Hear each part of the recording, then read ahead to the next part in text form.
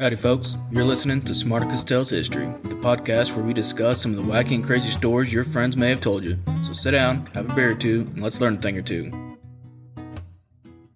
Howdy folks, welcome back to Smarticus Tells History. I am your host, Smarticus. On this week's episode, we will be discussing one of the oldest and most popular board games across the globe. I am, of course, speaking of Monopoly. Now, although it would be hard to believe that you haven't heard of the game, but just in case, Monopoly is a game in which usually 4 players will roll 2 six-sided dice in order to move around the board. Around the border of the board are properties ranging of prices. You can end up in jail, pay tax, earn money or items through chance and community cards. If you do find yourself in jail, you cannot leave unless you meet one of the guidelines to be removed. Each player will collect rent on the properties that they buy, and the main goal of the game is to eliminate the other players by forcing them into bankruptcy. Each player has a specific game piece that depends on which edition of the game you buy. However, the standard edition comes with an iron, a top hat, a shoe, a wheelbarrow, a lantern, a car, a dog, and a thimble that the players can choose from. A few years after the game was released, the battleship and a cannon were also added, but are not part of the original pieces. The game itself has hundreds of different versions based on different themes and even TV shows. It is actually licensed in over 103 countries and more than 37 different languages. The game itself has often been known to start several family feuds, so play with caution. Alright, now that we got that out of the way. Have you ever heard of a man named Christopher Clayton Hutton? Probably not, but you should have, as it was his idea that saved the lives of many prisoners of war. You see, when he was a young boy, he had met the famous Harry Houdini, a meeting that he never forgot, and eventually led him to a fascination with inventions and escapology. In 1939, he was employed as an intelligence officer for MI9 in an effort to help prisoners of war escape from German prison camps. It was not uncommon for pilots of the Allied forces to wind up crashing over enemy lines and find themselves imprisoned. It was his job to get as many of those men back as safe as possible. His role was actually remarkably close to that of, the James Bond character Q. Hutton had been developing numerous different escape plans in an effort to bring those men back home. Ideas such as cloth maps being sewn into uniforms, compasses so small that they could be hidden on the back of buttons, blankets with clothing patterns on them which would be cut and sewn together by the P.O.Ws, even shoe heels with knives in them. However, the German guards discovered most of these, and so he was always forced to think of new ideas.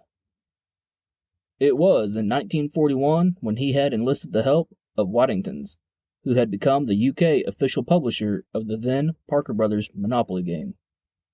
Together, they devised a plan that would enable them to create escape kits hidden inside the Monopoly boards. You see, Waddington's had developed a technology that no other manufacturer had at that time: the ability to print on silk. The kits would include silk maps of European countries such as Norway, Sweden, Germany, France, and Italy. Knives, metal files, miniature compasses, rope, and real money were also hidden in the boards. It was important that the games retained their original design and not be altered in any way should it lead to discovery by the Germans. This meant that the board had to retain the same size, depth, and weight, as well as include all of these hidden items. Silk was one of the best materials for the maps because it wouldn't tear or dissolve in water as easily as paper would, and it was light enough to crumple into small spaces such as a boot or a cigarette box, should it need to be quickly concealed. The silk maps also wouldn't make that rustling sound of paper when being handled and alert any of the German guards. As it would turn out, actually getting the board games into the Nazi camps was the easy part. Due to the Geneva Convention, Germany allowed charities to send POWs games to play in order to pass the time. The Germans thought that by allowing them to play games, it would distract the POWs from trying to escape and make them easier to control. What a bunch of morons. Fake charities were then set up and began sending the prisoners care packages that contained the games with the hidden escape kits. Any soldier that was to be sent on a mission was told about the board games and to look for them should they end up getting caught and sent to the prison camps. The board games with the escape kits hidden inside were designated with a special mark inside the game that could be made to believe to have been a factory defect. Each map had its own unique special marking. It made sure that the correct maps were sent to the right POW camps. Now, a full stop mark after the Marylebone Station meant an Italian map. A full stop after Mayfair meant maps for Norway, Sweden, and Germany, and one after free parking meant maps of northern France and Germany. As it turns out, the escape kits were a huge success, and the German soldiers never caught wind of them. After the POWs received the games and emptied their contents, they were instructed to destroy them.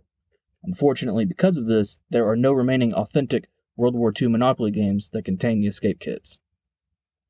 That's a real shame for those history buffs who would have loved to have even seen just an authentic piece of history like that. On a positive note, though, because of the escape kits, the British historians estimate that they could have helped thousands of captured soldiers escape from their prison camps. Talk about getting a jail at a free card. Folks, as always, I hate to say it, but that is all we have for you guys this week. I hope you enjoyed this story, and if you would like to hear more war stories like this one, let us know on our Facebook page, Smarticus Tells History. Seriously, let us know what kind of stories you would like to hear, and we'll do our best to make it happen. A special shout out and thanks this week to my good friend Lauren, who brought us this week's episode topic. I hope you guys enjoyed the show, and if you have heard any wacky and crazy stories that you want told here, you can go to our Facebook page at Smarticus Tells History and leave a comment. Now, with that being said, I'll see you next time, and you guys have a wonderful, fantastic, and awesome day. Bye now.